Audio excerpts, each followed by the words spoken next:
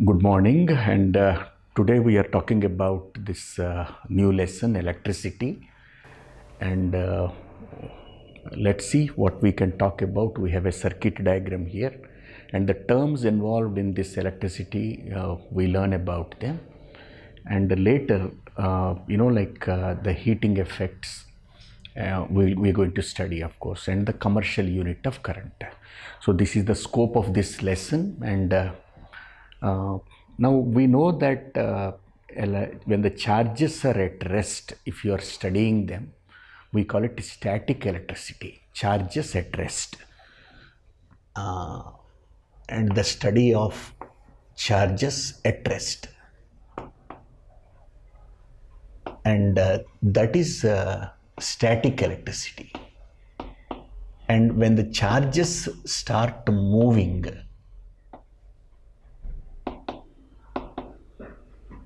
and that is called current electricity, when the charges under motion.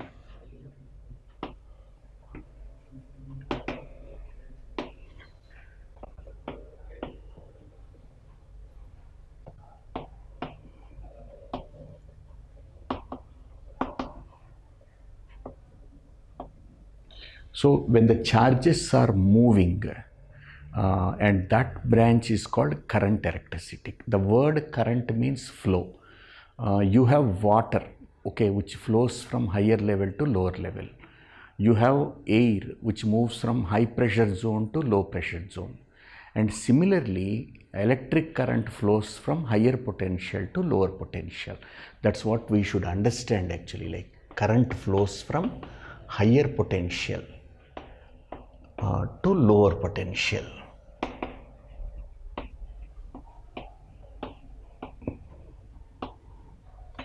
And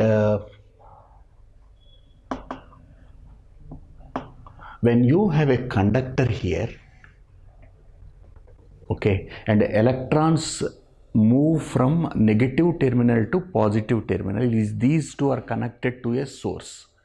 Okay, when a conductor is connected to a source of energy, electrons flow from negative to positive, but the current is said to be moving from positive to negative. So that is the direction of conventional current. Let us say this is positive and this is negative. Okay, these two ends are connected to the source of energy, and current flows from positive to negative. But mind you, electrons move from negative to positive. Okay, that's what you should understand. The next point, which is very, very important, is where do we have this energy stored? So when you have only one, you call it a cell.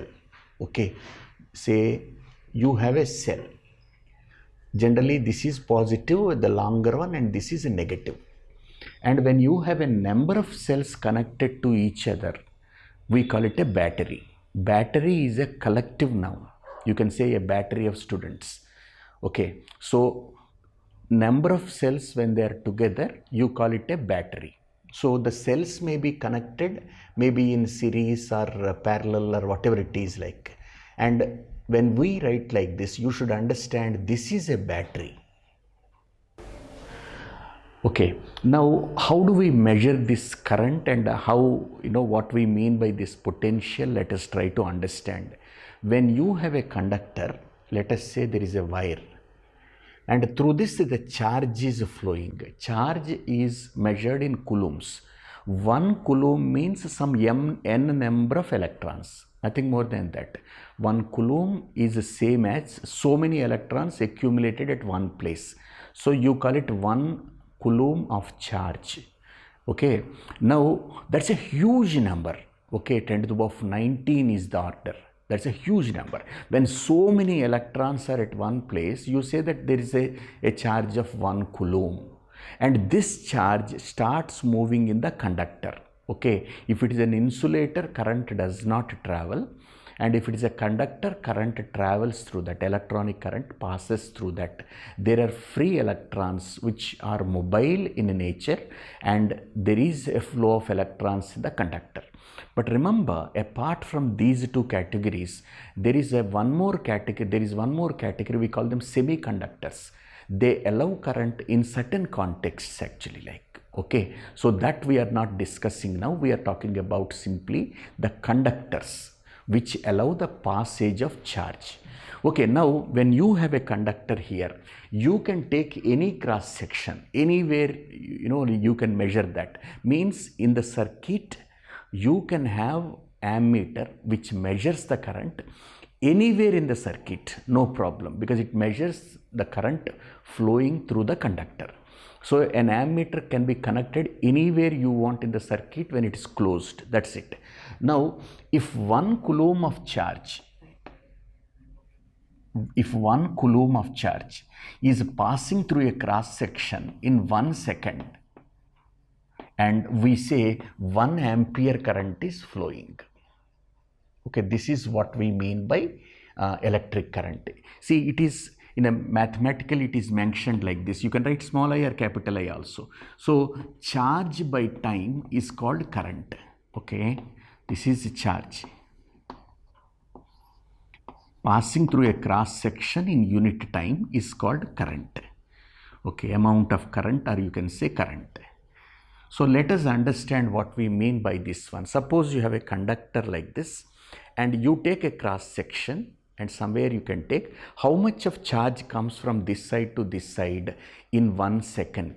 Okay, charge passing through a cross section in 1 second, and that is called electric current. So when do you say 1 ampere current? 1 ampere is said to be the amount of current when 1 coulomb of charge passes through a cross section in 1 second. Generally, current we can measure in say microamperes and all that, like ampere can be a big unit, of course, when you're talking about some simple circuits. This is the first and the foremost one. How do we measure the current?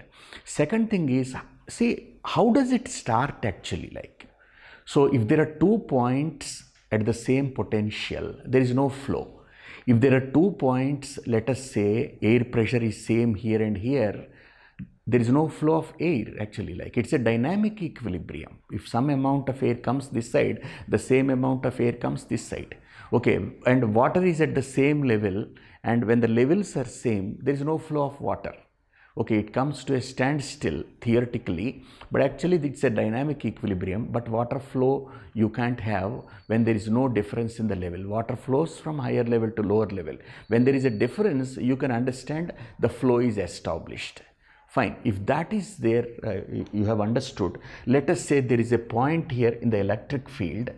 Okay, and how do we measure the potential? We just say that, imagine for some time there is a unit positive charge. Okay, it's an imagination. You have to suppose. If that unit positive charge is at infinity, at a very, very, very long distance, and you have to bring that charge towards this point, which has got some charge here. So what happens? There is a repulsion. So when there is a repulsion, some work has to be done to bring that charge from infinity to this point actually. So some work has to be done, and you have to carry a unit charge. The amount of work that should be done to carry a unit positive charge from infinity to this point is called the potential at this point. Okay, so what we mean by this is potential, I mean absolute actually. Potential is nothing but work done by charge. Work done by charge. So let us have this once again. If there is a unit charge at infinity, if you have to bring that to this point, work has to be done because the repulsion is acting there. So you need to work, you need to do some work against that force, and you bring that here to this point, and that is the potential at this point. So every point in the field has got some potential. But now the question obviously comes, there is some potential here, there is some potential here, and if you join them, then there is a flow of current. If there are 2 points, when you join them using a conductor, the points which are at different potential, then you have a potential difference, and the charge starts flowing. Okay, so potential and potential difference, we measure both of them in volts only. So 1 volt is nothing but 1 joule per coulomb. So you should understand the unit here. Work done is measured in joules and per coulomb. So coulomb inverse is equal to the potential, and that is what you mean by volt. So 1 volt is equal to 1 joule per coulomb. Okay, if 1 joule work is done in carrying a unit charge, that is 1 coulomb, from say one point to another point, then we say the potential difference between them is 1 volt. Okay, so potential difference is the minimum requirement for the charges to flow. When there is no difference, let us say there are 2 students whose knowledge is identical, absolutely same. So one can't become a teacher and one can't become a student. Remember that carefully. Okay, if one has to become a teacher, the giver, and one has to receive, there must be a difference between them. One knows a little more, one knows probably a little less. Then you can think of a flow of knowledge from one person to another person. As when they are identical, there is no flow. Okay, so potential difference is essential for that current to flow, for that charge to flow. Okay, fine. Now we have a circuit diagram. Okay, how do we establish the flow, connect all the components of this electric current? Let us just see. See, initially you have a battery. Okay, and this is the battery we are talking about.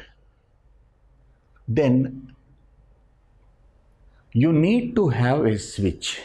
Okay, and the switches are of 2 types. Some, you can call it a tap key or a plug key. Let us take a plug key. Tap key is to send the current for a while. But when you want to do the experiment, you want a continuous flow of electric current. Therefore, what you need to have there is a plug key. So this is a plug key.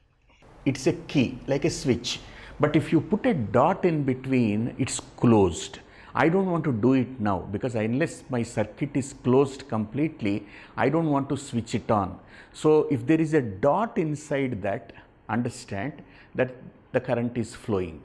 So then you have got a battery, that is the source of energy. You are taking wires, they are conductors.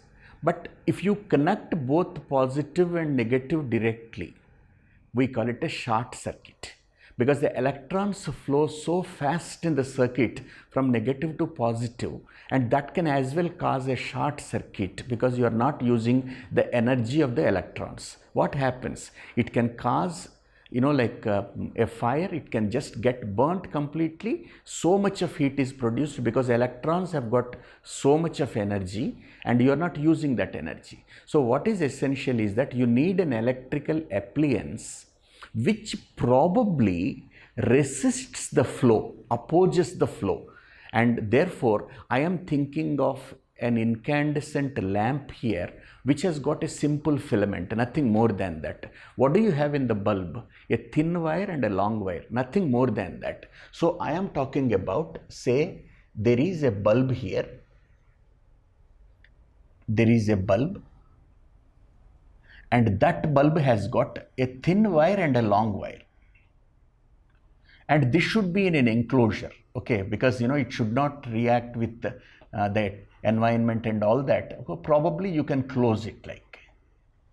Okay, so my point here is, in case like we try to reduce the pressure in the bulb because there is nothing there for it to react, even it is taken out, even the heat also to a limited extent it is transmitted elsewhere. Fine. The purpose of using this filament here is to convert the electrical energy into light energy. Fine. Having done that, we have an electrical appliance. If you want to measure the current, you can have an ammeter. An ammeter is generally connected like this, okay, in series, and this is positive and this is negative of the ammeter. You should check the polarity, okay, because this end is connected to the negative, shorter one. This is positive, and that's it. I just want to close the circuit, nothing more than that here. This is what we mean by simple electric circuit. And if you want to measure the voltage, the potential difference, generally we connect a voltmeter in parallel to this one. Okay, we have an voltmeter connected here, and an voltmeter is connected in parallel to the circuit, and an ammeter is connected in series to. We are going to learn about them a little later, but remember there are two things here which are measuring. One, the potential difference, that is voltmeter. One, an ammeter, which measures the current. So this is called a simple electric circuit diagram. Okay, let's revise what we have. We have a battery, and this is positive and this is a negative, and we have a switch here, and now the current is flowing. It's closed. When it's closed, you should think of having some amount of light here, that's it. So one more important point here is, the filament you are using, means the wire you are using in the bulb, it opposes the flow of current, and therefore what will happen, electrical energy which is flowing through that conductor, the filament, it just gives out the light. Okay, so electrical energy is converted into light energy. So we have law of conservation of energy. Energy can neither be created nor be destroyed. Okay, that is all the time, it's constant. Of course, the total amount of energy you have is supposed to be constant unless there is a dissipation of energy, wastage of energy. Okay, so here the bulb is glowing because the electrical energy is converted into light energy. What is this bulb actually doing? It is opposing the flow, because it is a thin wire. So many electrons cannot flow through that easily. It is a long wire also. Long length also increases the resistance.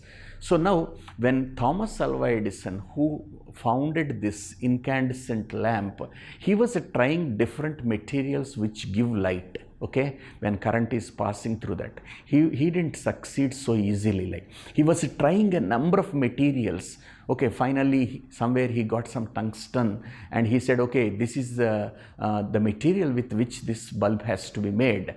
And people said, you have failed so many times. Of course, what's great in that?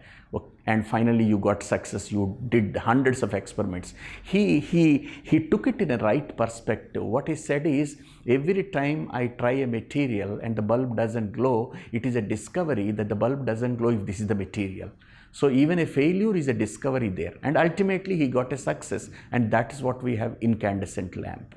Okay, these days we have got compact fluorescent lamp, CFL, we have got LED and all that, and primarily it's a bulb ultimately, a simple bulb where you have got a filament, a thin wire and a long wire which offers resistance.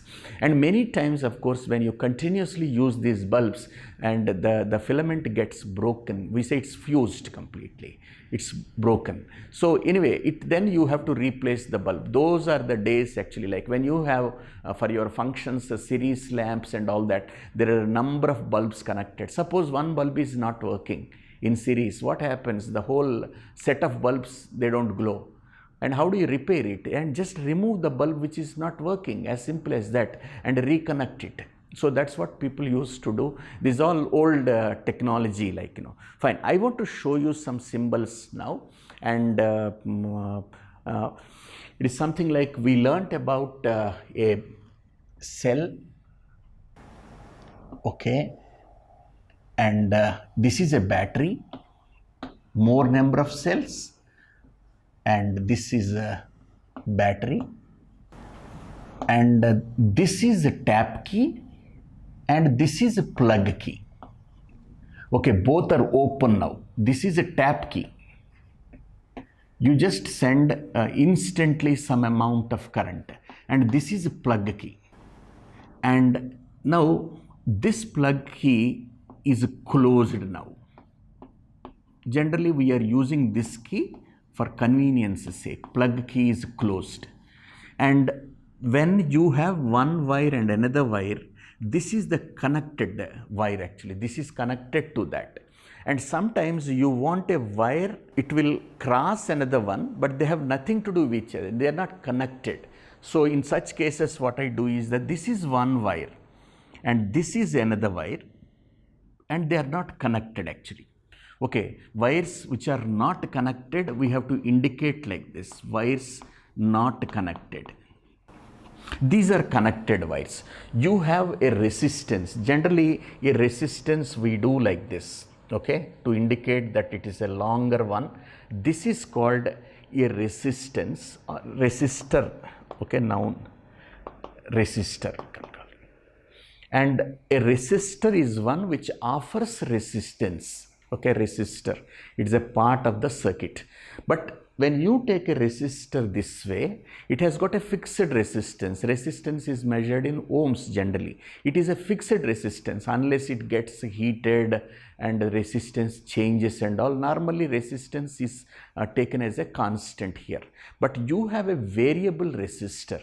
So I show it like this. See, this is a resistor, okay, and I just put an arrow here where I say this is a variable resistor. Resistance can be varied, and generally when you have to vary the resistance, you use a device called rheostat. We are going to learn about it. So these are the symbols we have got, and we have of course an ammeter and an voltmeter. A variable resistor, of course you use a rheostat for that, and this is how we indicate an ammeter.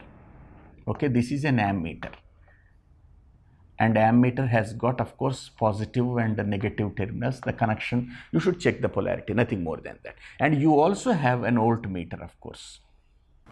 So these are the things that we are going to connect in the circuit. When you have a circuit, primarily you have a source of energy and there is a consumer of that energy which uses the energy, and these two are connected by a conductor, okay, conducting medium.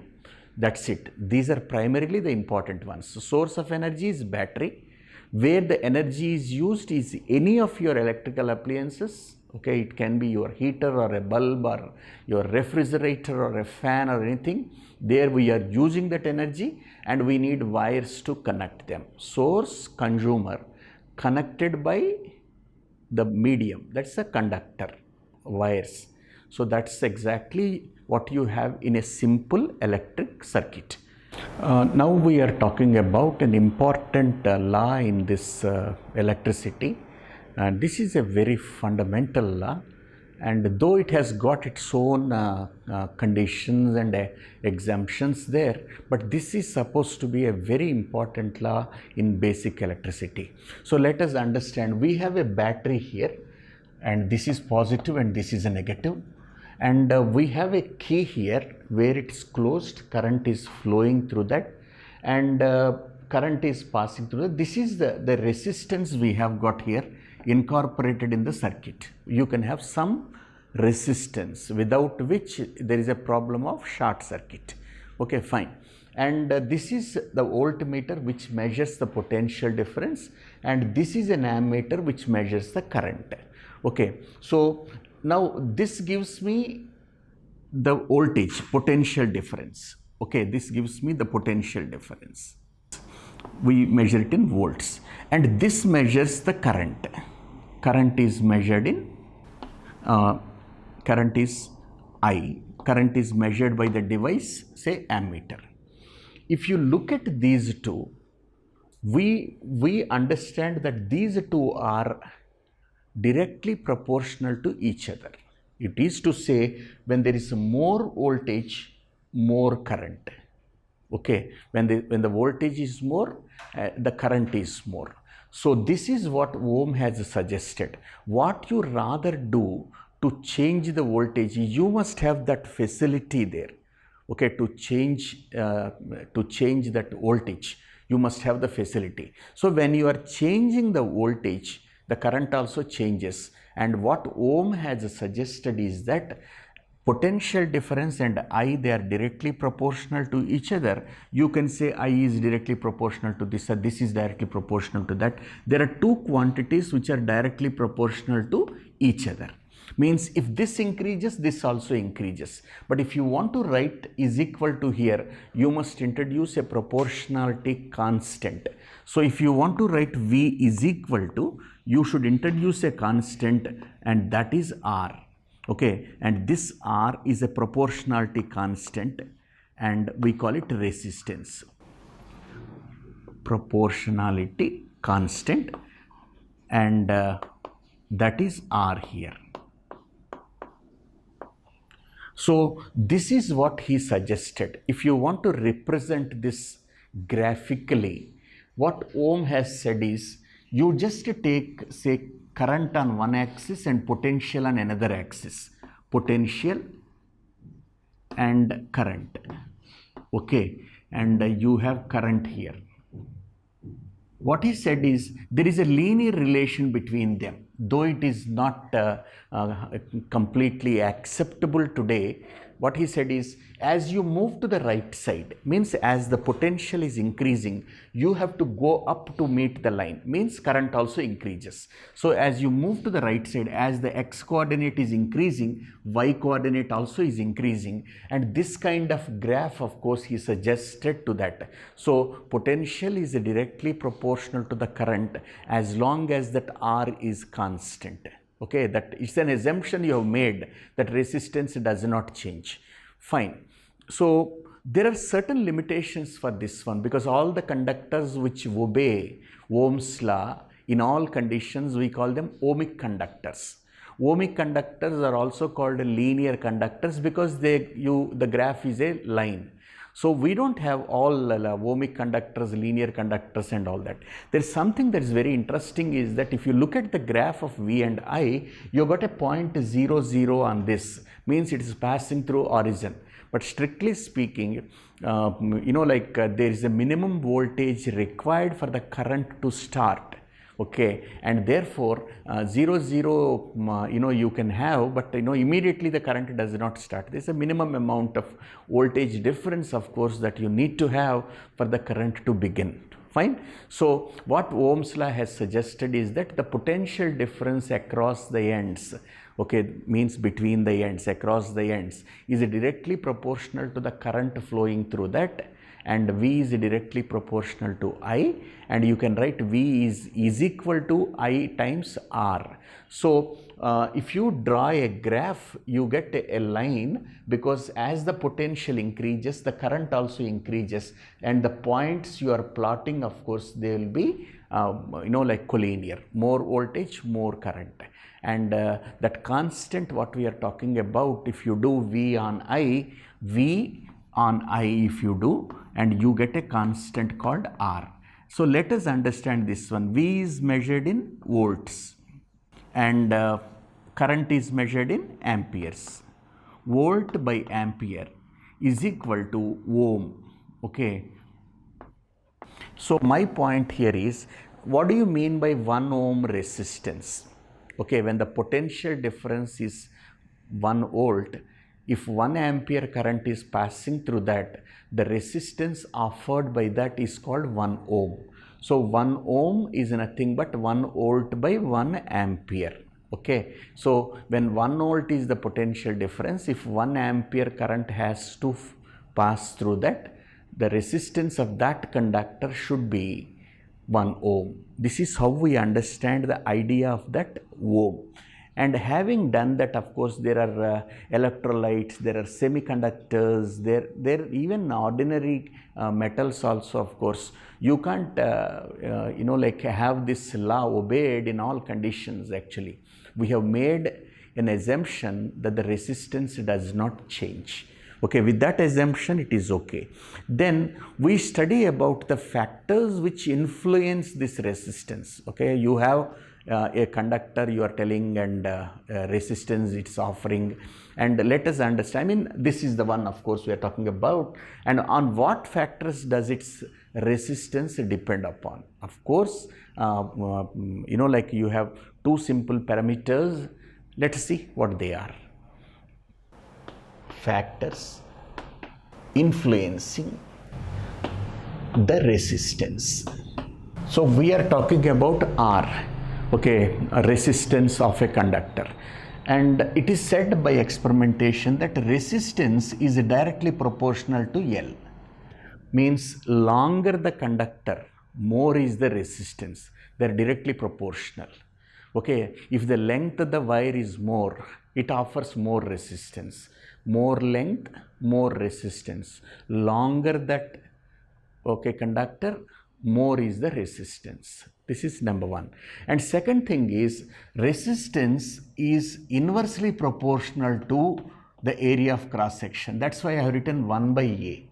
Means I tell you one thing, if the area of cross section is more, so when you are taking a thick wire, then what happens? Current can easily pass through that. Okay, so when current can easily pass through, resistance is less. Means it's not opposing, that opposition is very less. So area of cross section is more, resistance is less. When thin wire you are taking, area of cross section is less and definitely resistance is more. A thin wire, it does not allow the charge to pass through that easily, like means it's offering resistance. It is a thin wire. And something like, you have a pipe where water is running through that. Okay, you have a pipe. If you have a larger cross section, a thick pipe, you have got 1 inch dia, 2 inch dia and all that diameter, then water will flow easily. When water is flowing easily, resistance is less. So how do you understand this one? Resistance is directly proportional to length and inversely proportional to area of cross section. If you combine these two, we write R is directly proportional to L on A. Okay, so length by area of cross section. If you want to introduce is equal to here in place of proportionality sign, you should talk about the constant there, proportionality constant. So R is, I am writing is equal to now. Okay, in place of this I am writing is equal to. I can't simply write L on A. I should introduce a constant, and that is rho. Okay, so rho is a Greek letter. We are introducing that Greek letter O. Okay, like we have in English alphabet 26 letters, Greeks have got 24 letters. They also have different cases. Okay, so you must be using several of them, like alpha, beta, gamma, pi, omega, okay, kappa, theta, eta, okay, epsilon. These are all like Greek letters.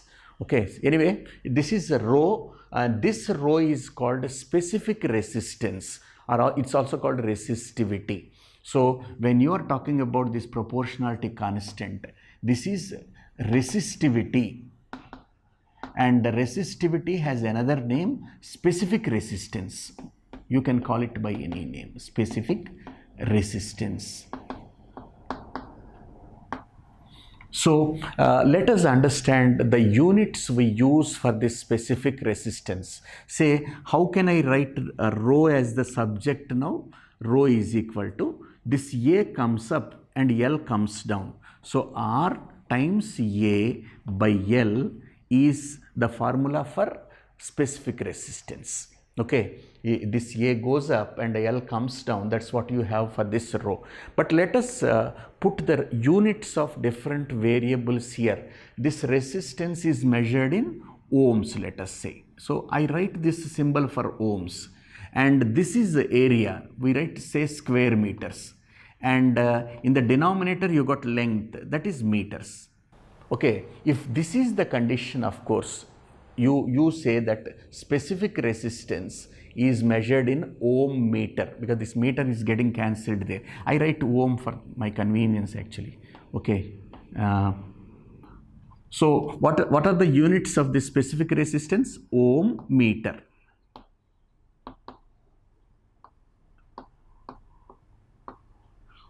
And you must be careful here when you are writing. If it is a device, okay, METER. If it is a unit, METRE, meter.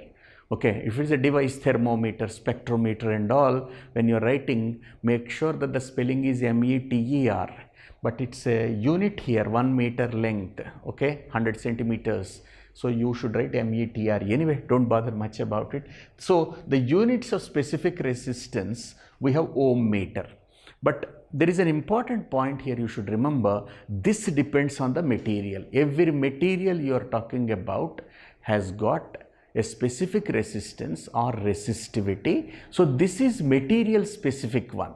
So resistivity varies depending on the material, because I have taken say a material and 1 unit area of cross section and 1 unit length, and then of course I have whatever resistance it is offering, I call it the specific resistance. And I can take it like this also. If R is, R becomes rho numerically when A is 1 square meter and L is 1 meter. So how do we define this specific resistance? Specific resistance of a material is defined as the resistance, because these two will be equal, when current is passing in a conductor of length 1 meter and which has got a cross sectional area of 1 square meter. If the cross sectional area is 1, okay, don't bother about the units for the time being, and when the length of the conductor is 1 meter, the whatever resistance that is offering, that material is offering, is called the specific resistance of that particular material. Once again, specific resistance of a material is defined as the resistance of that conductor which has got 1 square unit of cross section and a length of 1 unit. Okay, 1 meter is the length, 1 square meter is the area of cross section, and that is what we mean by specific resistance or resistivity. Then we take a different part of our study is that what happens if you have a system of resistors, not necessarily just one. It is not one bulb, you have got a series of bulbs. It is not, there are a number of appliances there. So when you are connecting all these appliances, all these resistors, you may connect them in series or you may connect them in parallel. Let us understand the difference between these two and what happens to the effective resistance. If all of them are replaced by a single resistor, what is the resistance of that? Okay, so now we have resistances connected in series and resistances connected in parallel. So now I am taking some resistances which are in series, and what happens to the potential drop? Okay, potential difference, potential drop. How do you understand this potential difference? I mean, when there is a low voltage, okay, your bulbs start flickering, you don't have your fluorescent bulb glowing, and your incandescent lamp, your bulb is very dim, and when you have your fan, it is moving very slowly, you can count, and that is when you say there is a low voltage, because less current, less voltage.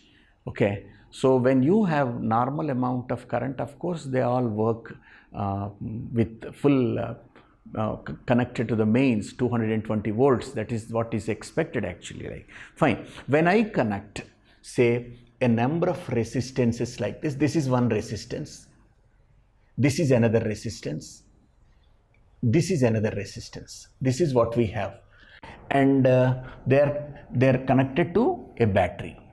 Okay, you have a battery here like this. Fine. You have a switch. For the time being, of course, I'm closing now, no problem. And I measure the current and I measure the current. This is an ammeter. Can be connected anywhere, no problem.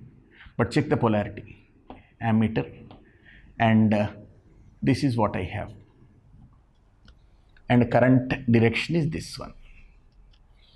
And when a number of resistors are connected in series, the most important characteristic here is that the same amount of current passes through all of them. Whatever, if you have I current, it's here also I, here also I, and everywhere you have I, because the current doesn't change. It's the same amount of current that is flowing through all the resistors. It's the same current, but the potential drop can be different. See, when you connect an voltmeter here, and it can show something different. Okay, if you measure here, it can be, say, V1. And if you connect here, it can be V2. If you connect here, it can be V3. And if you connect this point and this point, okay, it can be, say, V, which is the sum of all three of them, V1 plus V2 plus V3. That's what happens. If I connect the voltmeter here, it can give me a reading of, say, V2 across these two. And if I try to measure here, it can give me V3, a different voltage altogether. But if I connect this point and this point, it can be, let us say, V, when voltmeter is connected like this. So what we understand here in the circuit is this V is equal to V1 plus V2 plus V3. Though the same amount of current is passing through all of them, okay, the potential drop is different. And where I write V equals V1 plus V2 plus V3. If I apply Ohm's law, there are three different resistances. Let us say this is R1, this is R2, and this is R3. Three different resistances we have. In each case, let us apply the Ohm's law. Okay, wherever I have V1, I can write I times R1, and V2 is I times R2, and V3 is I times R3. And what is the resistance on the whole? I don't know that. I just write R effective. Some people, they write it as RS because it's a series circuit. So you can write RS or R effective or whatever it is. But the current is, on the whole, it is only I. Looking at the equation, you can find a common factor in all of them. That's I. Take it off throughout. So you have R effective is equal to R1 plus R2 plus R3. So the point here is, if a number of resistances are connected in series, the effective resistance is the sum of all the individual resistances. I repeat, when a number of resistances are connected in series, the effective resistance or the resultant resistance is the sum of all the individual resistances. So resistance increases. As the resistance increases, of course, the conditions may vary there. Fine. This is one way of connecting our resistances. Sometimes we can also connect these resistances in parallel. I have some of them. I can keep them the same. So I just take out these resistances now which were connected in series. Now I connect them in parallel. Okay. Now look at the diagram. It is coming till here, the current, and now the current is branching out. And you have three resistors here, like, this is the first one, and this is the second one, and you can have any number of them. That's not restricted actually, like, and these are coming together, and finally it is connected to this one. Fine. So this is the case we are talking about, where the resistances are connected in parallel. So this is R1, and this is R2, and this is R3. So the beauty here is that until here the current is only I, but as in the circuit you see that the current is branching out. Some current goes into this one, some into this one, some into this one. It is not the same amount of current which flows in all of them. It depends on the resistance. Okay, when the resistance is more into that branch, current will be less. Okay, I don't know like how it is getting divided, but I1 comes into this one, I2 comes into this one, and I3 comes into this one. Okay, I just give you an analogy to understand this one. There are 3 students in front of me. I can spare 1 hour to all the 3 of them. Because there is someone, of course, who is offering more resistance. He gets only 5 minutes of my time out of my 1 hour. There's someone who wants to learn more. Resistance is less. He is taking, say, 30 minutes of my time. So my time is not divided equally amongst the students there. Okay, it's only the one who offers less resistance is taking more time of me.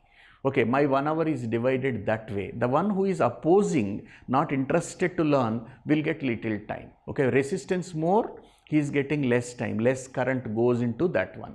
So here you can use an ammeter to measure the current here, an ammeter here, an ammeter here. But however, you need only 1 voltmeter because the potential difference is the same.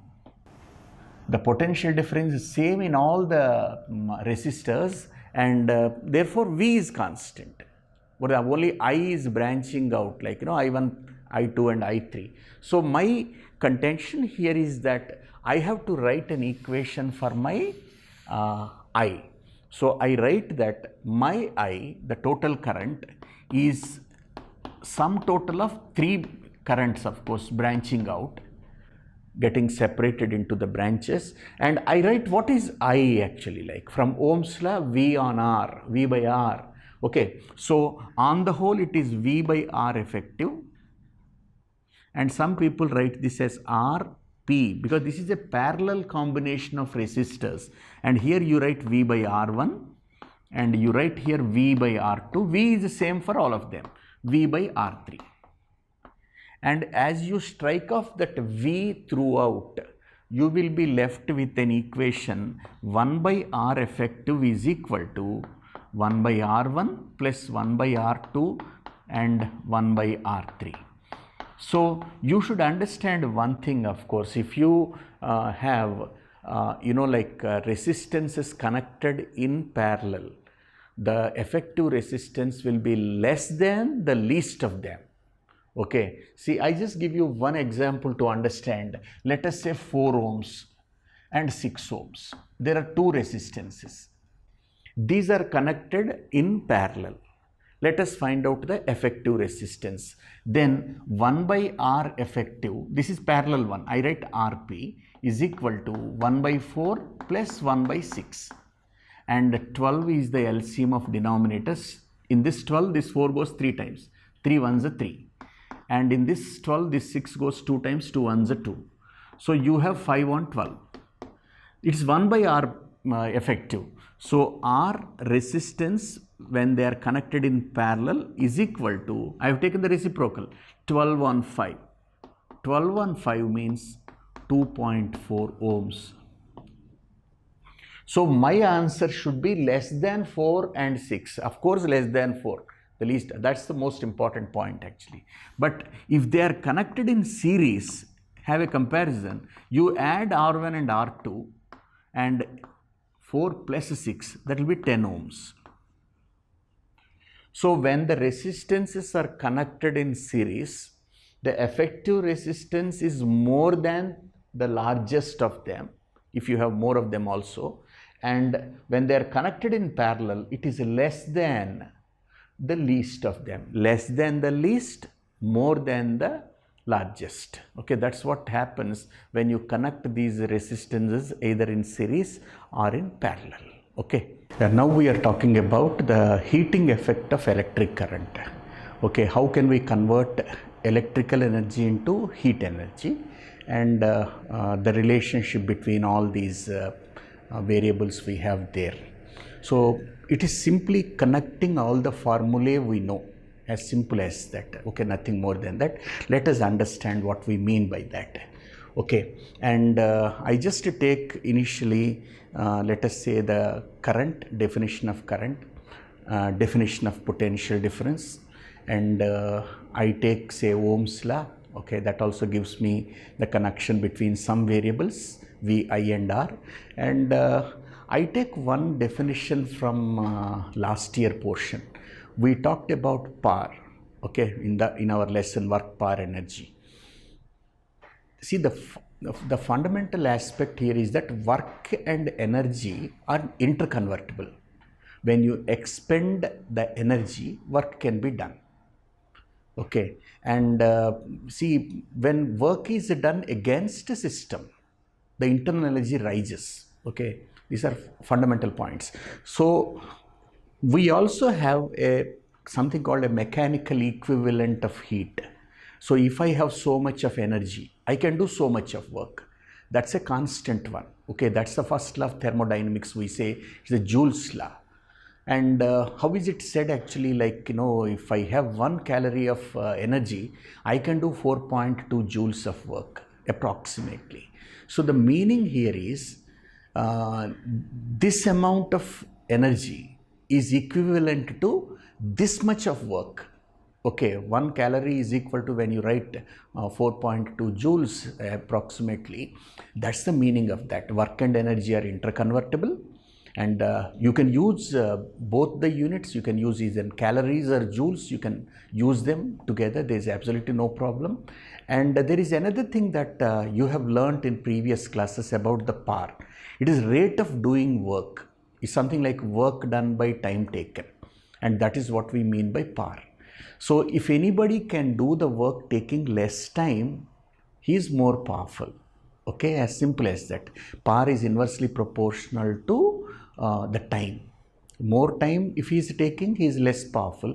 If the work can be done in less time, either he or the system, of course, is said to be taking less time, more powerful.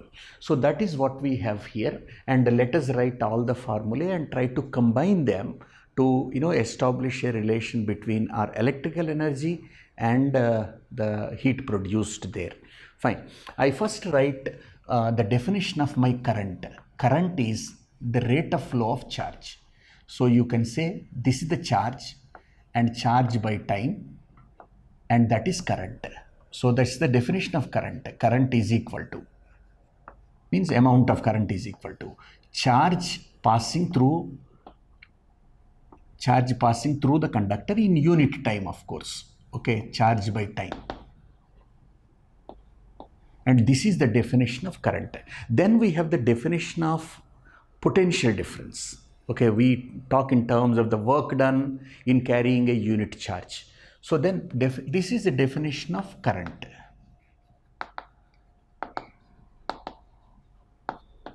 Definition of current. Then we say V equals W on Q. Okay, so here this is potential difference is measured like this. It is a work done by a unit charge. Work done by charge. And work done is measured in joules, a charge is measured in coulombs, and potential difference is measured in volts actually. Okay, this is the definition of potential difference. Definition of potential difference.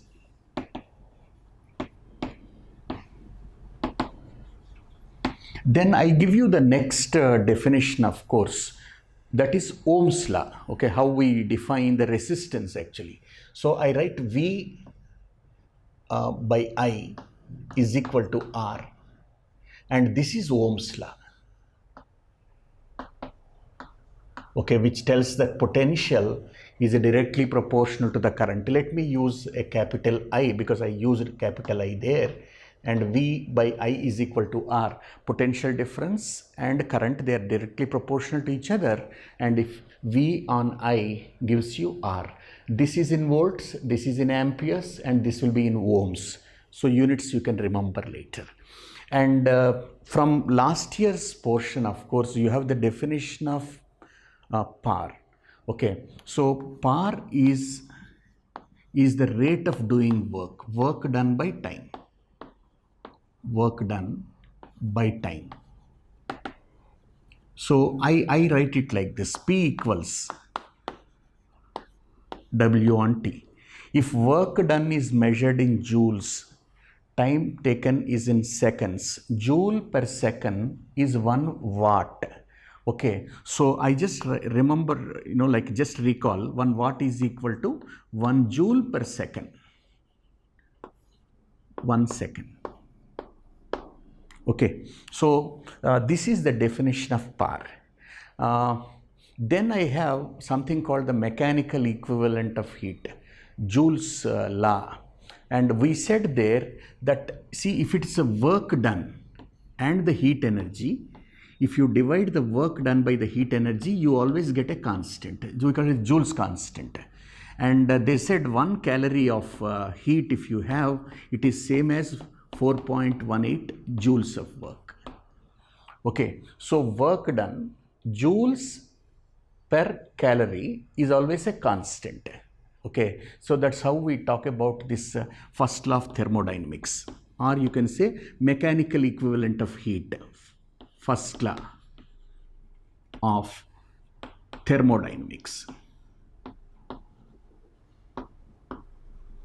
And now our work is to just combine all these 5: definition of current, definition of potential difference, Ohm's law, and a definition of power, and this is mechanical equivalent of heat, Joule's law. Okay, I start with this first because I am interested in my W. It's a work done. So I start with the W is equal to VQ. Okay, cross multiplication gives you W equal to VQ. That is the first one. And now in place of Q, I can write IT. So I can write W equal to VIT. In place of Q, I have written IT. And the next one is this. I write VIT. If I bring this T down, W on T is equal to VI. But W on T has a name called P.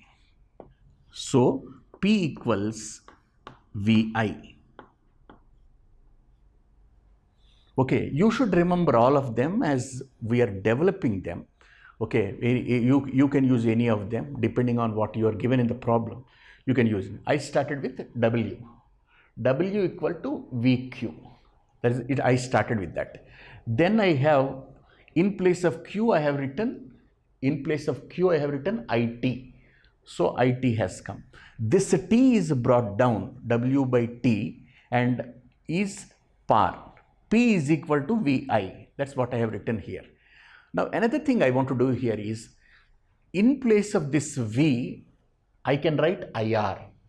So P equals IR times I, and that is equal to I square R. Okay, now I just want to tell you something interesting here.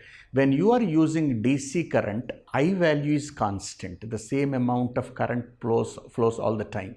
But when you are taking AC, it is a sinusoid because current reaches the peak value, maximum current, I max, and current can become 0. And current can flow in the opposite direction and reach its maximum. So you have a sinusoidal wave there when you are talking about AC current, but we are talking about only DC current. Therefore, I is not a variable. It's, of course, it just remains the constant there, like, you know. So P equals I square R. Now I start here once again.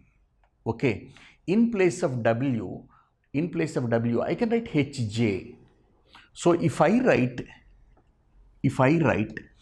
in place of this WH, H times J, so H times J is equal to VIT.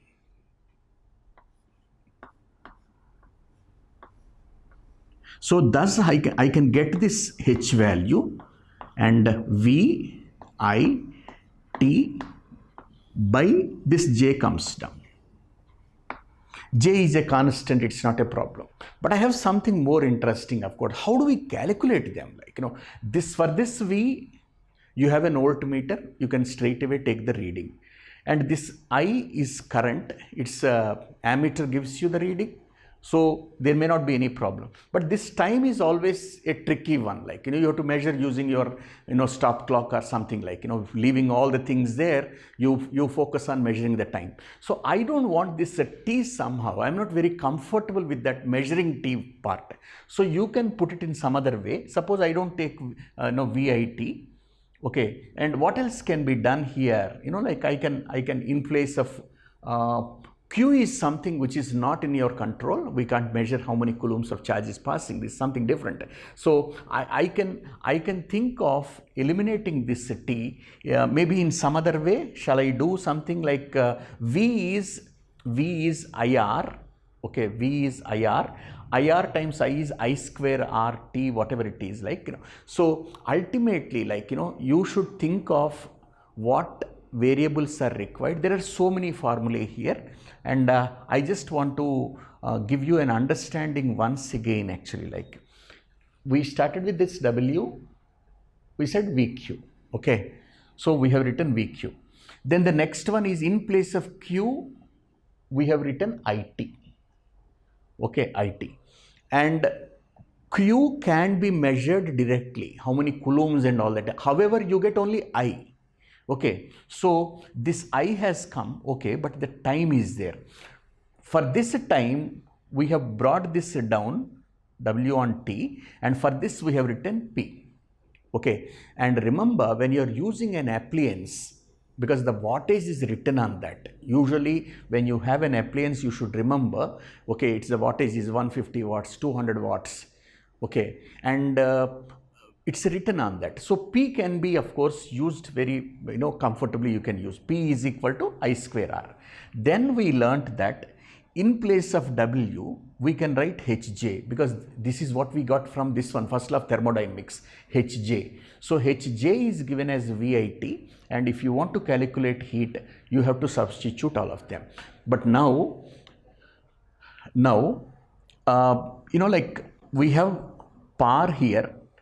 Okay, for heat we have here this one, and for the work done we have here, okay, W equals VIT and all. But I want to tell you one thing, how do we pay the electric bills? Okay, someone has said current is all about, you get electrons come into your house and they go to the source once again. Why should I pay the bill? Okay, electrons are coming and electrons are going, and why should I pay the bill? But remember, the critical aspect here is that the electrons are doing work in your house.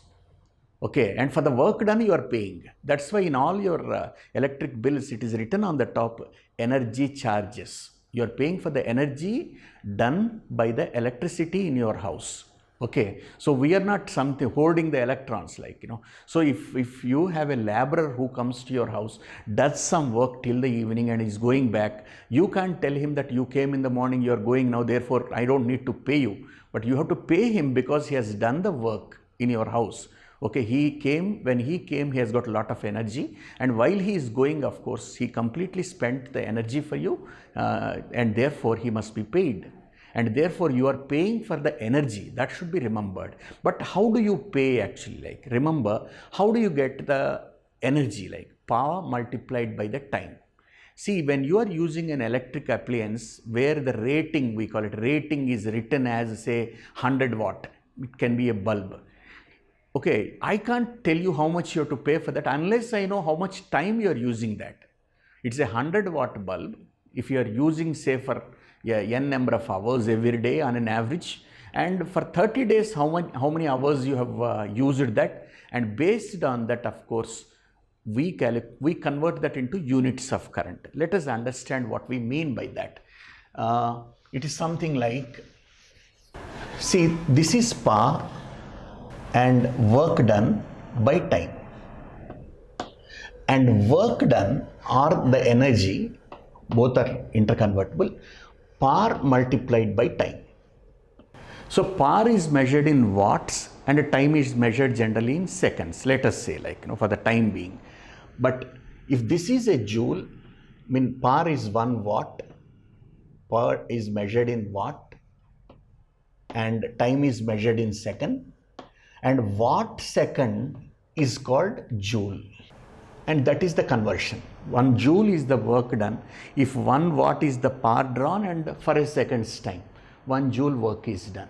Now the commercial unit of current, okay, how we pay 1 unit of current, commercial unit you call it, okay, they use 1 kWh. This is the commercial unit of current. It is something like, let us understand, 1 kilowatt hour is equal to 1 kilowatt means 1000 watt. 1 kilowatt is 1000 watt and 1 hour is 3600 seconds. So effectively 36 and followed by 5 zeros. 36 followed by 5 zeros. Watt second becomes joule. So 1 unit of current can do so much of work. Okay, so many joules of work is done by 1 unit of current. If you can understand this, you are paying for this work done. And that is what we mean by 1 unit of current. Say, I give you one example for that to understand. Let us say you have a 250 watt appliance. Okay, 250 watt appliance. And this you use it for say 1 hour a day, 1 hour per day. And you have 30 days in a month, an average month. Okay, 30 days. So how do we convert this into the number of units actually? Like, so watt multiplied by time gives me the work done. So I can say straight away energy is equal to, energy consumed is equal to, what is the power? 250 watt multiplied by this, 1 hour per day multiplied by 30 days. You can cancel this day and day. 30 times 1 is 30. 30 times 250 is 7500 watt hours. And this divided by 1000 will give me 7.5 kWh.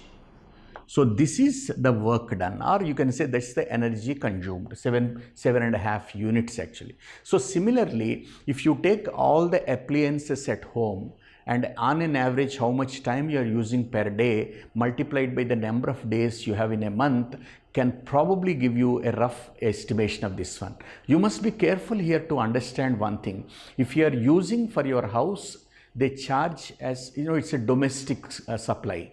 And if it is for a commercial use, if you are doing some business, the charge can be some, you know, like it can be double the charge, of course, what you are paying for the house, number one. And second thing is, government does not encourage you to use more energy because it's a limited resource, whatever energy we have got, because the hydel energy must be produced and all that. And therefore, they discourage you. If you are a small consumer, they charge less per unit.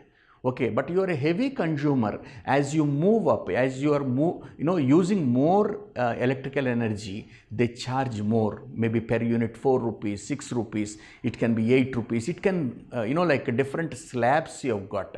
They put you in a very comfortable slab and they charge from you because you are a heavy consumer.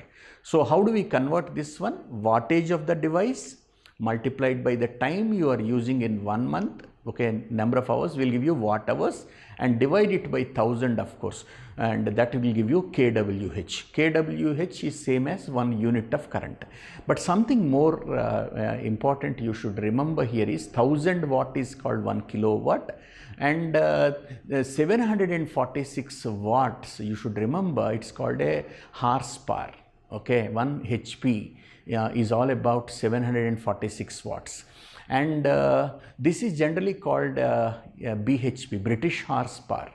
We don't have this unit, we don't use it much these days, but in some cases we are using. Okay, British units, FPS system, we are not using much. Okay, we have converted into metric system, SI system and all. But however, you should remember that some of the units are still left like that. So instead of kilowatt hour, if you just want to express in terms of horsepower, okay, now even when you have a motor, we say that 1 HP motor, 2 HP motor and all that, it's the power is indicated there, 1 HP motor. 1 HP motor means it's about say 746 watts. And you are using motor for how long you are using, of course. If you have a 10-floor complex, if that reservoir is on the top, because the work done will be more, because the work done is against the gravitational force. You are carrying 2000 liters and 10,000 liters. How much of water you are carrying? Because it's against the gravitational force, the water should be lifted to that height. The distance is much, and therefore you need a motor of more power. So it depends on that. If you have only, say, an independent house where you have your reservoir only on your first floor, I mean, then of course the height is less. So depending on, how much of water you consume, how many families are there, and based on that, of course, to what height the water has to be lifted, based on these parameters, you choose your motor. When you choose your motor, you can understand sometimes you have to use it for a long time. But if your motor is not powerful, it takes more time to fill the tank. If your motor is powerful, of course, it takes less time. It all depends on that, of course, the wattage of that motor you are using. Thank you, and that is electricity for us.